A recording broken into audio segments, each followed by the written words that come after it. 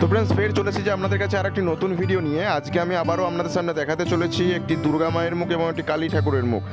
এই দুটোই clay jewellery যেনারা বানান ওনাদের জন্য বিশেষ করে কাজে লাগবে, এবং যেনারা একটু বাড়িতে সাজিয়ে রাখতে চান ওনাদের জন্য বেশ কাজের জিনিস এটা। তো এই দুটো তোলার পদ্ধতি আজকে আমি আপনাদের সামনে দেখাবো।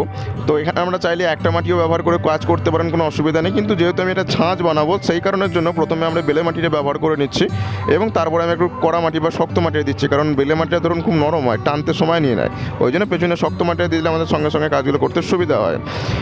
তো এরকম ছোট্ট ছোট্ট ঠাকুর রিলেটেড যে কোনো কাজ দেখার জন্য অবশ্যই আমার এই আর্ট গোপাল চ্যানেলটি সাবস্ক্রাইব করে পাশে থাকা বেল আইকনটি বাজাতে ভুলবেন না। খুব তাড়াতাড়ি আরও একটি নতুন ভিডিও আসতে চলেছে দুর্গা ঠাকুর রিলেটেড এবং কালী ঠাকুর রিলেটেড। তো যদি দেখতে চান অবশ্যই চ্যানেলটি সাবস্ক্রাইব করে পাশের বেল আইকনটি বাজিয়ে রাখুন।